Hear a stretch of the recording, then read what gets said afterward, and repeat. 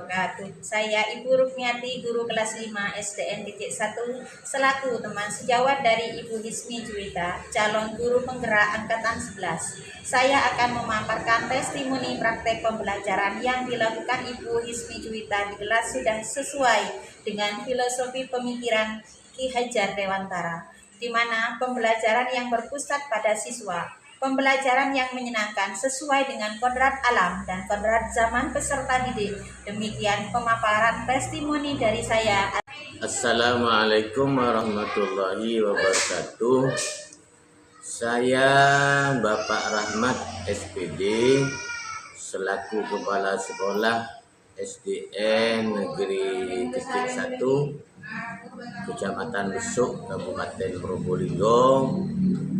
Setelah Ibu Hismi Juwita belajar pada pendidikan guru penggerak ini, Hismi benar-benar mengimplementasikan di kelas dengan baik, dengan penuh semangat, sehingga pembelajaran sesuai dengan filosofi pemikiran dari Ki Hajar Dewantara, yang mana tujuan dari pendidikan menuntun segala kodrat yang ada pada siswa agar mereka mendapatkan keselamatan dan kebahagiaan yang setinggi-tingginya sesuai dengan apa yang diharapkan oleh beliau.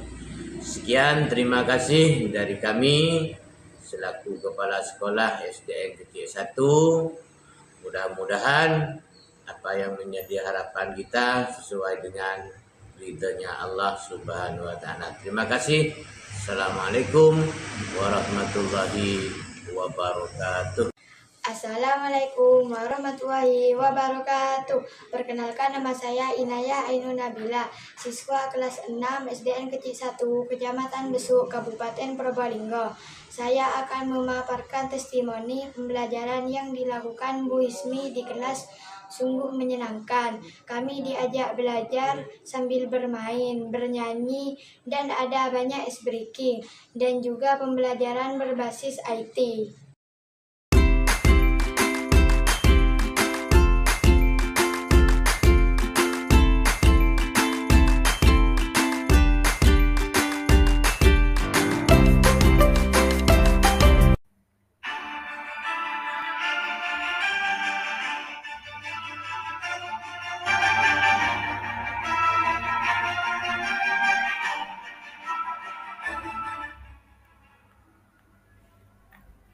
Aksi nyata modul 1.2, nilai dan peran guru penggerak.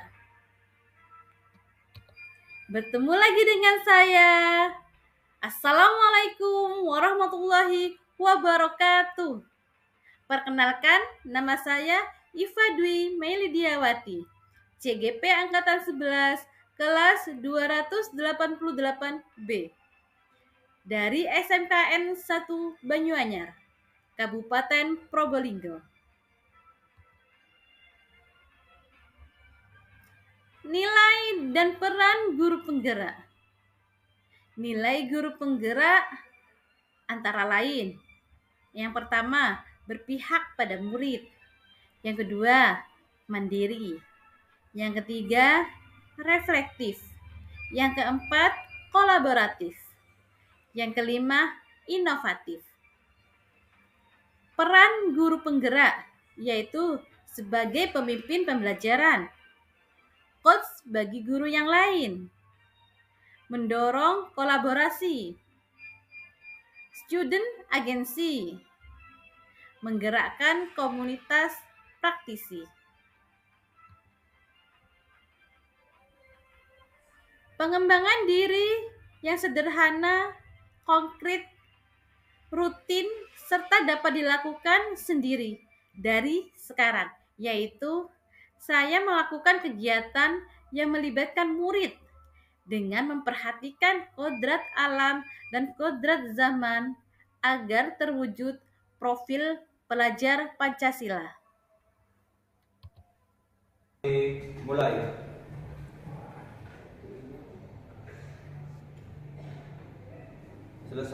Menumbuhkan karakter religius berupa doa sebelum dan sesudah pembelajaran.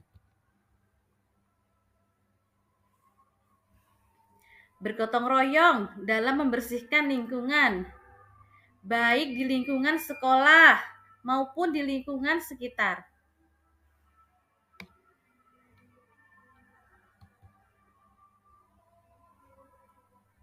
Berkolaborasi dengan teman saat diskusi kelompok untuk menyelesaikan tugas yang ada.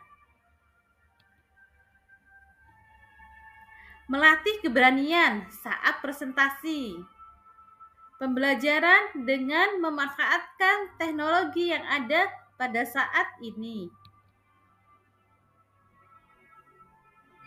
Saya melakukan pengembangan diri secara berkelanjutan dan konsisten untuk menerapkan nilai-nilai peran sebagai guru penggerak. Aktif mengikuti kegiatan workshop, webinar, dan MGMP. Berkolaborasi dengan teman sejawat.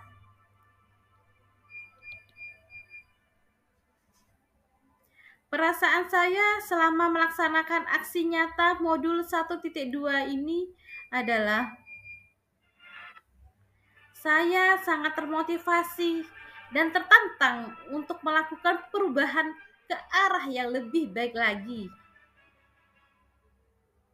Ide atau gagasan yang timbul yaitu melakukan praktik baik dengan murid dan rekan sejawat dalam melakukan perubahan. Pembelajaran yang dapat saya ambil setelah melakukan aksi nyata ini adalah guru harus memberikan pembelajaran yang berpihak pada murid. Guru harus menjadi teladan bagi murid. Maka wajib hukumnya untuk mengembangkan dirinya secara konsisten.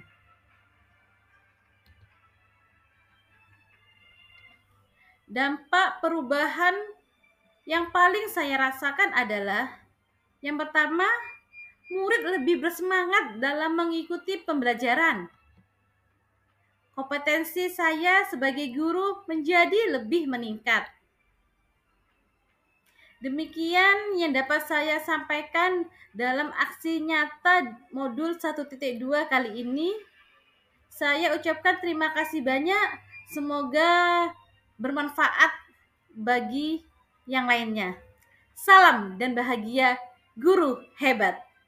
Wassalamualaikum warahmatullahi wabarakatuh.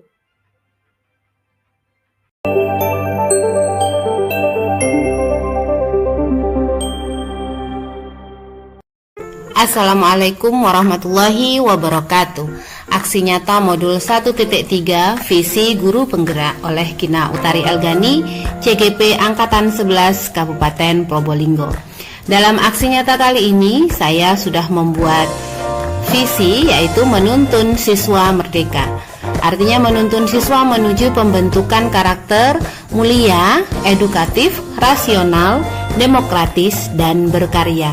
Dari visi ini saya sudah merancang sebuah prakarsa perubahan, yaitu menguatkan karakter religius melalui pembiasaan di sekolah. Adapun program aksi nyata yang saya buat adalah pembiasaan berdoa sebelum pembelajaran dimulai, murojaah surat-surat pendek, serta sholat zuhur berjamaah. Berikut ini saya tampilkan dokumentasi pada pembiasaan berdoa sebelum jam pelajaran dimulai.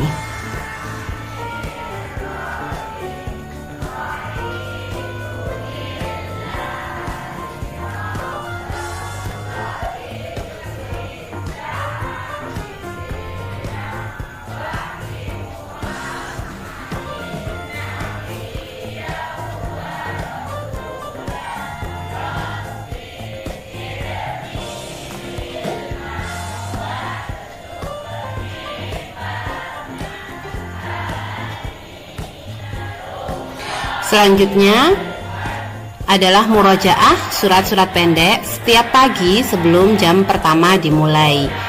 kita membaca surah-surah pendek dari juz Ammah, mulai dari surah An-Nas sampai surah At-Takasur setiap pagi.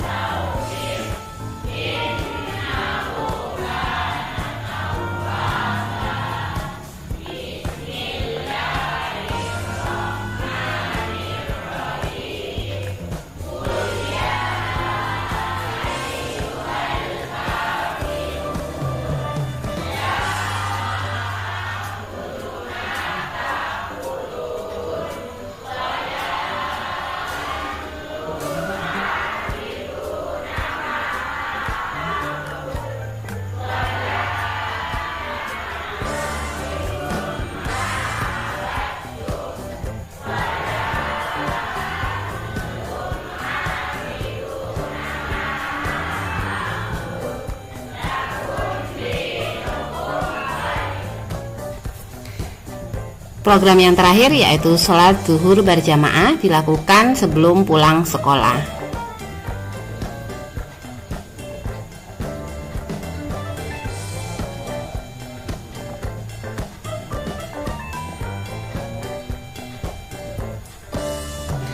Demikianlah aksi nyata tentang penguatan karakter religius melalui pembiasaan di SMP Negeri 1 Besuk. Terima kasih. Wassalamualaikum warahmatullahi wabarakatuh.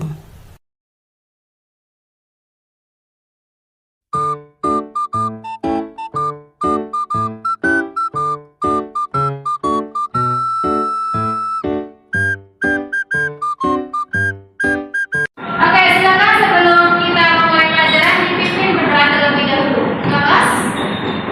Siap. Mulai.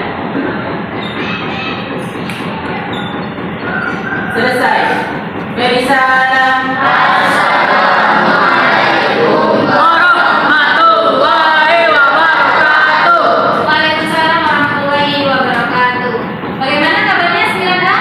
Baik. Sudah istirahat tadi? Sudah. Apa saja ketika istirahat? Main. Latihan. Main. Di sekolah masih? Beli-beli. Beli-beli kan jajannya ada. Minuman. Oke, terima kasih kelas 9A yang sudah membersihkan kelasnya, merapikan kelasnya, sudah menghias kelas biar tetap menjadi kelas yang paling bersih. Ya, tepuk tangan untuk temannya yang hari ini sudah berproses belajar. Oke, sebelum guru memberi pelajaran, guru presensi dulu ya. Ada yang tidak masuk hari ini? Ada. Siapa? Cinta sakit. Terus siapa lagi? Marika. Oke, sebelum itu guru akan mengadakan kuis. Ya, ini ada 2 kuis. Kuisnya tentang hasil perikanan dan peternakan. Di sini ada macam-macam hewan, entah itu dari laut, entah itu dari daratan. Hasil perikanan dan hasil peternakan. Kalian tulis tentang makanan yang dihasilkan.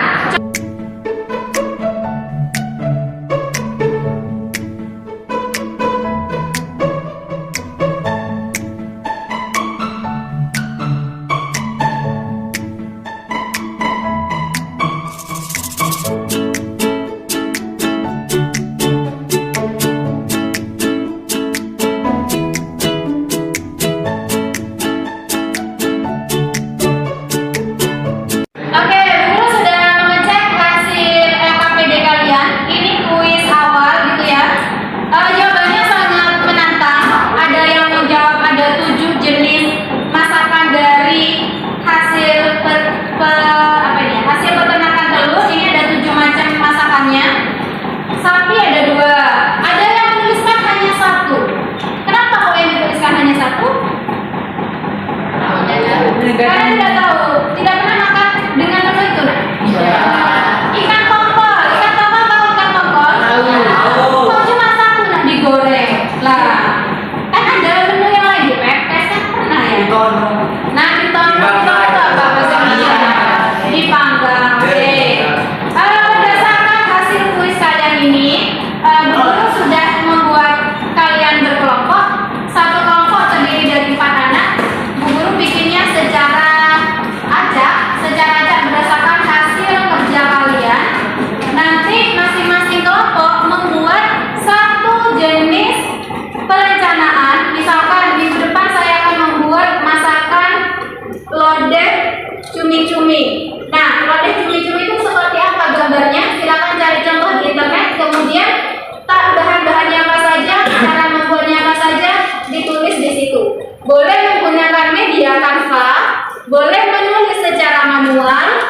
buku tulis, boleh kalian menulis secara narasi, boleh digambar. Boleh kalian hanya presentasi saja di depan sini. Paham? Oke, baik.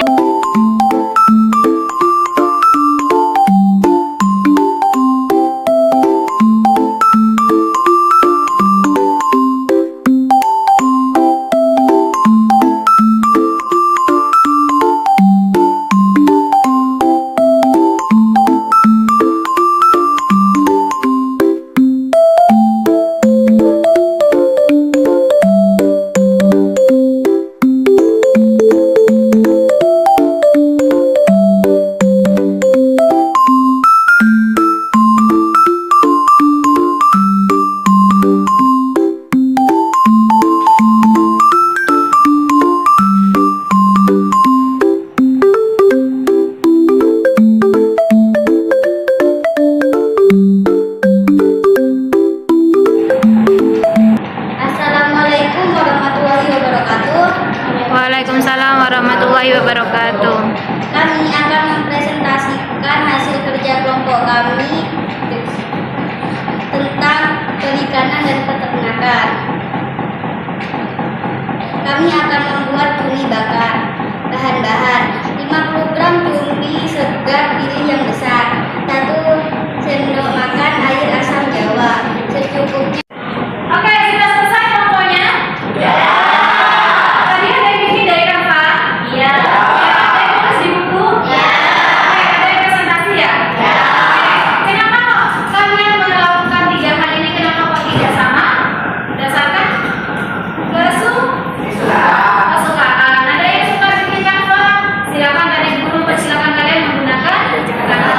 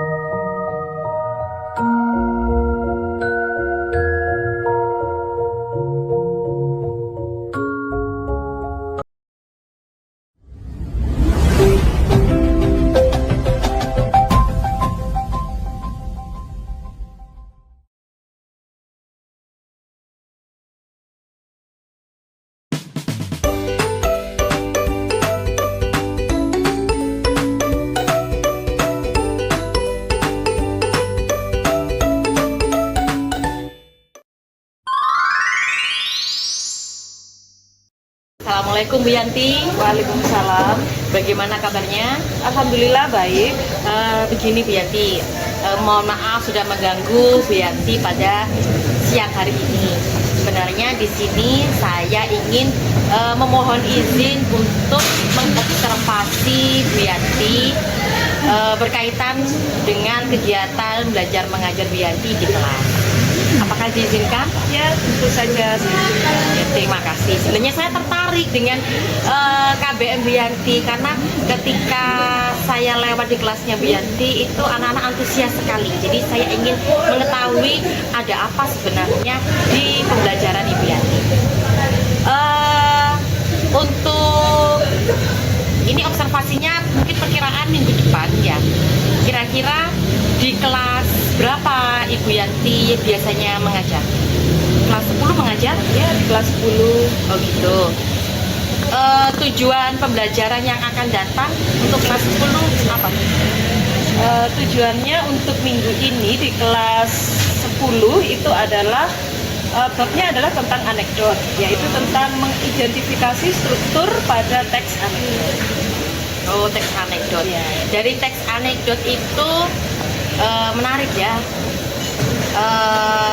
Menurut Ibu Yanti, dari teks anekdot itu anak-anak diajarkan bagian apanya teks anekdot?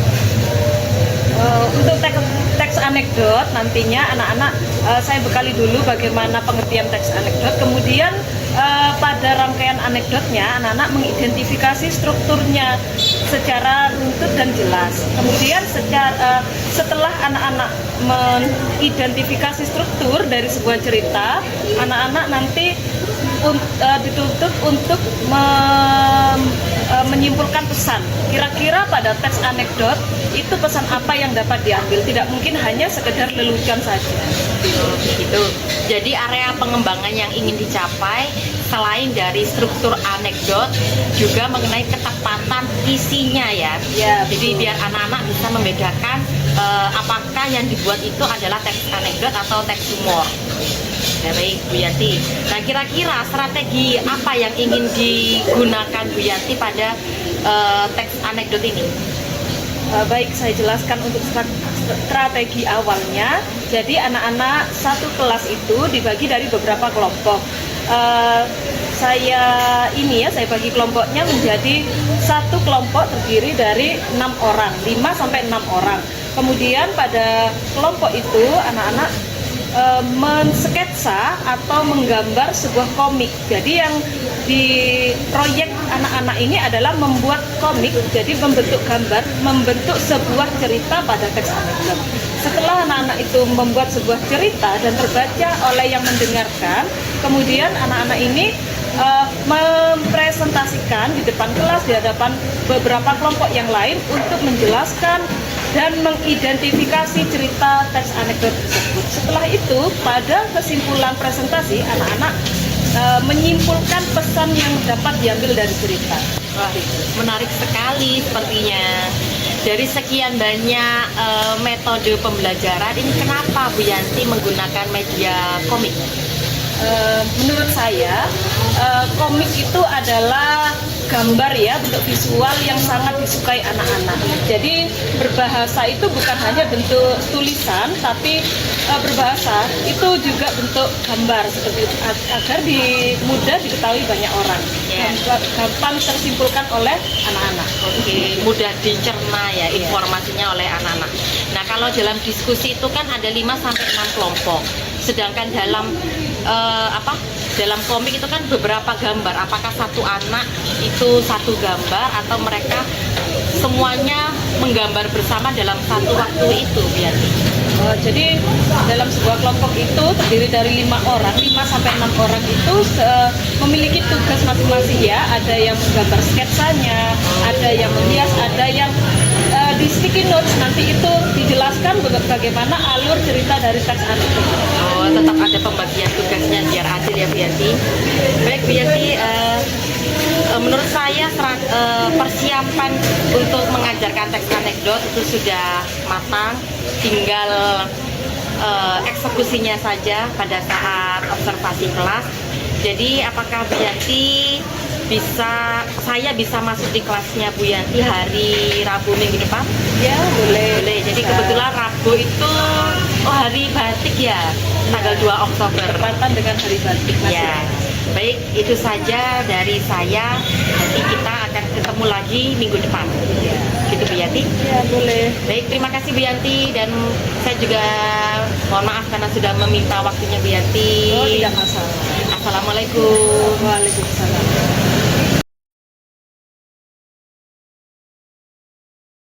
Assalamualaikum warahmatullahi wabarakatuh. Berjumpa kembali di Pasca Partisipasi. Saya Muhammad Lili, calon guru penggerak angkatan 11, dan di sini ada rekan saya Ibu Indriani, dan juga ada Ibu PP Pendamping Praktek Ibu Munifah. Baik, pada pasca observasi kali ini saya akan menerangkan beberapa pertanyaan terkait tentang observasi kelas yang sudah dilakukan oleh rekan saya Ibu Indriani, dengan tujuan untuk mengevaluasi sejauh mana pembelajaran yang sudah dilakukan di dalam kelas oleh Ibu Indriani. Sudah siap Ibu ya? Baik, untuk pertanyaan yang pertama terkait pembelajaran yang sudah dilakukan di dalam kelas, bagaimana perasaannya Ibu pada saat melakukan pembelajaran di dalam kelas? Perasaan yang pertama,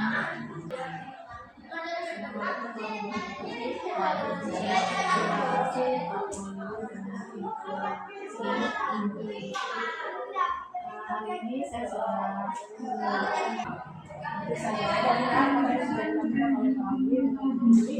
berlanjut tidak hanya di kegiatan ini saja, dan selalu ada seperti ini. Meskipun kita melakukan pembelajaran, setidaknya kita sudah ada partisipasi, pastinya mungkin dan semuanya observasi penting tidak hanya masalah guru yang sehingga tidak bisa atau mengamati dengan sejarah kita. Setelah itu kita melihat apa sih kekurangan, apa sih kelebihan kita yang bisa kita lakukan, dan kemampuan apa yang kita dapatkan setelah kita melakukan observasi.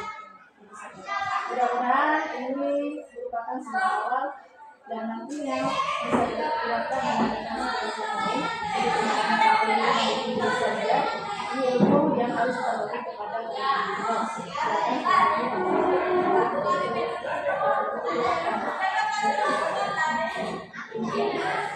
Oke, terima kasih Ibu Munifah atas pertanyaannya dan tentang observasi ini. Dan untuk Ibu Indriani juga terima kasih, mudah-mudahan nanti apa yang sudah direncanakan bisa terrealisasikan. Dan mungkin untuk observasi sampai di sini dulu. Intinya saya akhiri. Assalamualaikum warahmatullahi wabarakatuh.